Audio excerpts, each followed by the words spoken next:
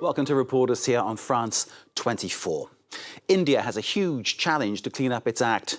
Recent pollution levels in the capital New Delhi forced the closure of schools for the safety of young pupils, but the story is even more murky.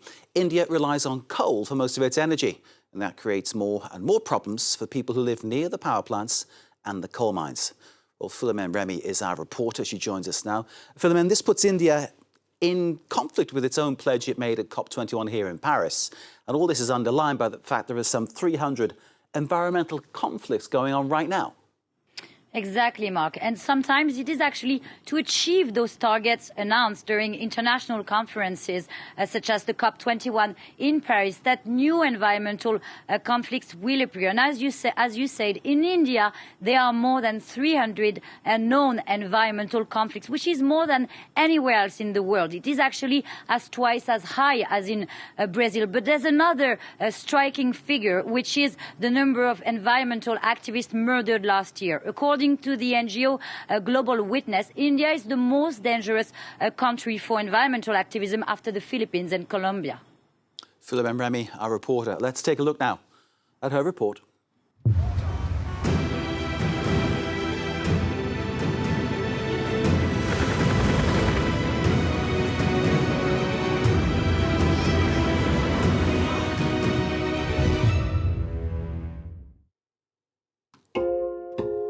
In the southern Indian state of Kerala, solar panels stretch as far as the eye can see, just by the runway of one of the biggest airports in the country.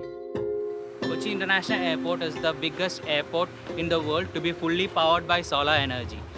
We have used around 150,000 solar panels, and which is spread over 100 acres of land. It's a real technological achievement, and in 2018, this earned the airport a top United Nations Environmental Award, Champion of the Earth. That same year, the award also went to French President Emmanuel Macron and Indian Prime Minister Narendra Modi for the creation of the International Solar Alliance. Since COP21 in Paris in 2015, India wants the world to know it's doing good work. India has a capacity of 4 gigawatt, and we have set a target of adding 100 gigawatt of solar power by 2022. An ambitious target, but India has already achieved 80% of its goal. Solar is the showcase of the country's environmental commitment. But India also has 300 environmental conflicts. That's more than anywhere else in the world. Coal is responsible for a quarter of them. I feel that the government is deliberately trying to destroy people here.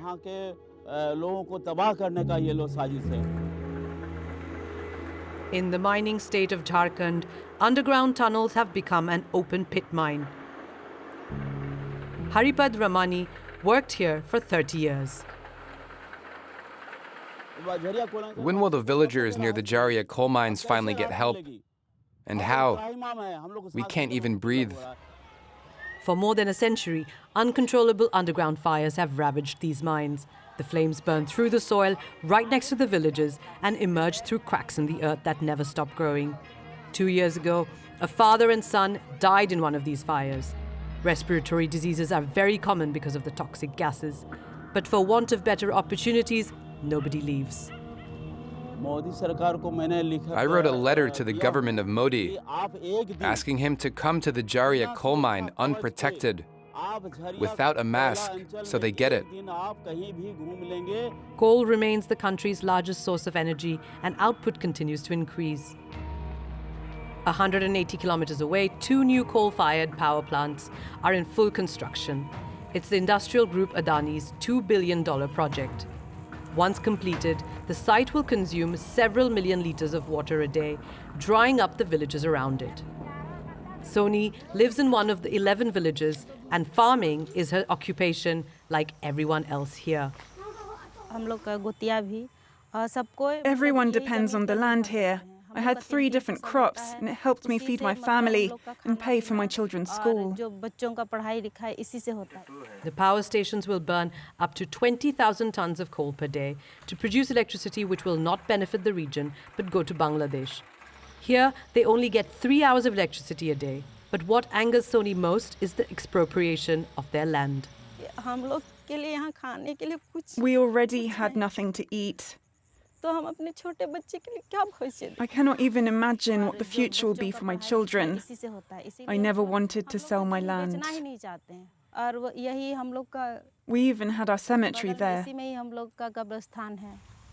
A family member sold off her land without her signature. We went to the police station and even to the court, but nobody wanted to listen to us. They told us that the company had acquired our land and we could not sue them. They told us that no matter where we went, nobody would listen to us. Today, a special meeting is being held in her village. Other residents also denounce forced land purchases, which often take place by intimidation. If you protested against this project, you were told that if you didn't give up your land, you would be killed. Raise your hand if that's the case. These are threats that no one takes lightly.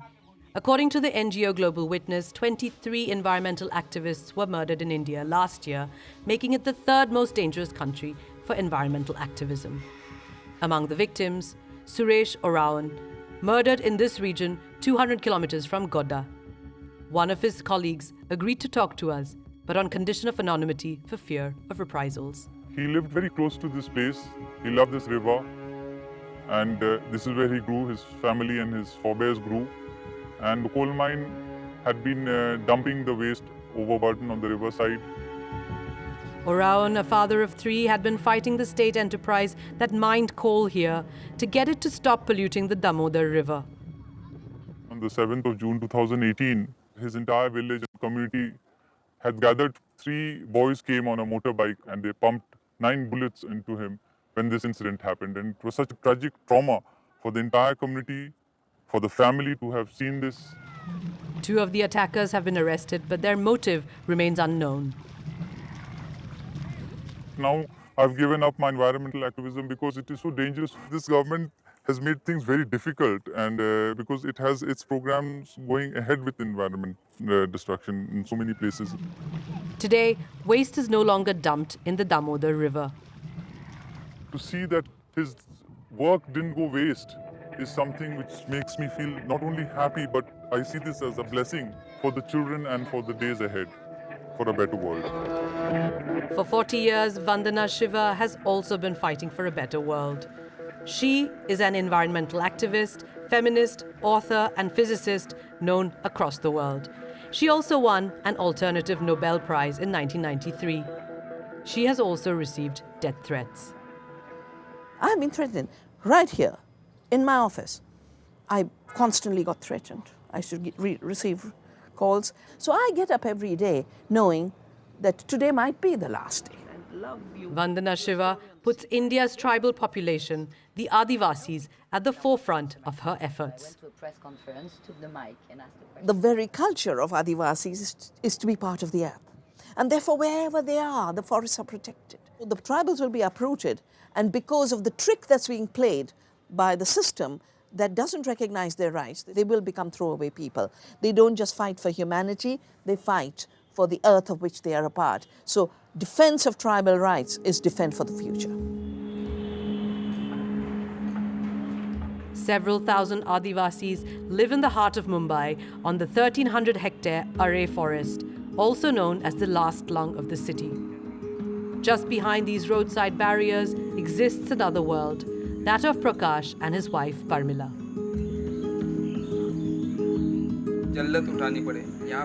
We live here in peace, and the forest gives us everything we need. I have a vegetable garden and even eat vegetables growing in the forest. According to India's latest national census, there are close to 104 million indigenous people in the country. That's more than any other country in the world. But their land is shrinking every day.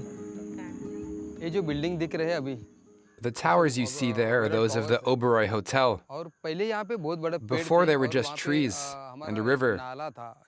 And my father and I went fishing in the river. Now it looks like these buildings will slowly take over. The forest is now threatened by the construction of a metro train maintenance and parking site. It's a project that has divided the population. But for the first time, the Adivasis are supported by many of Mumbai's residents and even Bollywood stars. As if we don't have enough problems of pollution already, and we want to create one more issue which will hamper the lungs of Mumbai. This should not be happening at all. In early October, hundreds of trees were cut in the middle of the night, and the situation got tense. Dozens of people were arrested for protesting, including Parmila. We meet her at a rally with her husband. Please light your candles here and stand in line. These candles are being lit to ask the trees for forgiveness because, according to tribal tradition, Adivasis are their protectors. These are unprecedented protests in the history of Mumbai. People of all ages, sex, social class, and caste took to the streets. It is therefore up to our government to decide whether in the textbooks of future generations, it wants to appear as the one who saved our planet, or vice versa. To find out the government's position, we met the Indian Minister of Environment, Forests and Climate Change. You are asking me a question of few hundred of trees which were removed. But Delhi is the best example. In Delhi metro, we nearly removed 50,000 trees to build 274 railway stations, metro stations. But what is the result? In 20 years, 50,000 trees have become 5 lakh trees, all grown up. It's a different forest. Simultaneously, 5 million passengers travel doing environmental friendly public transport through Delhi metro.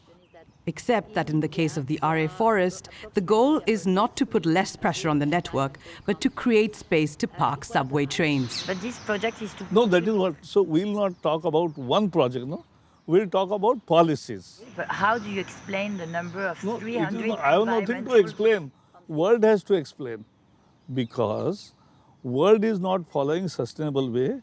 My top priorities are the earth is... There are 5 elements of life: earth, sky, energy, fire, that is energy, and then wind and sky. To protect all these 5 elements from which we all and the planet lives. So protect all environmental important issues and elements. That is our target. Can I have something more concrete? This is concrete. The country's youth are trying to make their voices heard, and they are waiting for answers from the country's leaders. Our government has to take an action. It is not our responsibility to right the wrongs of a generation that caused this mess before we were even born. At international level, like Modi is a champion of Earth, like India is like a hero of climate action, but here we are like destroying our forests, evicting the forest people. We're kind of destroying our habitat in the name of money and development. These young people have gathered in the streets of Delhi as part of the Fridays for Future movement launched by the young Swedish activist Greta Thunberg. Here, some are barely 10 years old. My dream is to live on the planet where there is no need for climate change. Today I'm here to make our planet, today I'm here to make the world free of climate change. First step of doing any change is to change mindset. According to the Environmental Performance Index, which measures the effectiveness of policies, India is currently ranked 177 out of 180 nations. And today, more than ever, the country's population is looking for concrete action and a rapid resolution to these conflicts. Our reporter Philomene Remy is still with us. Thank you for that insight into what's happening in India. You focused in particular on 2 cases. Tell us more about those. Well, for the first case of our report, the Goda power plant project in Jharkhand, The workers are at work, the construction continues, and what people there told us is that they feel completely abandoned by the government because the power plant will fire imported coal from Australia, which will pollute the air, the soil of India, but then the electricity produced will be sold to Bangladesh and not the villagers there who actually need it. Since the construction started, they have only 3 hours of electricity per day. Regarding the second case of our report, the Are forest, the Supreme Court has announced that the deforestation must stop temporarily. It's not a final judgment. Other hearings are expected. But the massive difference between those two cases is that in the Are forest case, some people of Bombay are fighting alongside the Adivasi tribe, which is something quite unprecedented, as the people of the report have said. As you found, Philomene, it takes a special kind of person to stand up to this kind of problem. And you met that person, Vandana Shiva. Tell us more about her. Yeah, Vandana Shiva is one of the first environmental activists in India, but also in the world. And she started with a Chipko movement, actually hugging trees to prevent deforestation. Let's hear from her and to understand how environmental activism was different when she started. There was actually no popular movements at that time. It was the first. But today, everywhere, citizens are realizing that we are not separate from nature. If nature is being destroyed, our future is being destroyed, our rights are being destroyed. And this is not just in the case of a tribal in an array forest or in Jharkhand or Chhattisgarh. It is for those young kids in London marching as Extinction Rebellion. So more and more people are committed to the cause of the environment, whether villagers in Jharkhand, Adivasi tribes in Bombay, or the new generation in the streets of the capital of Delhi, as we've seen in this report. Philomene Remy, thank you very much indeed. You can see Philomene's report again via our website, www.france24.com. This is Reporters on France 24. Stay with us.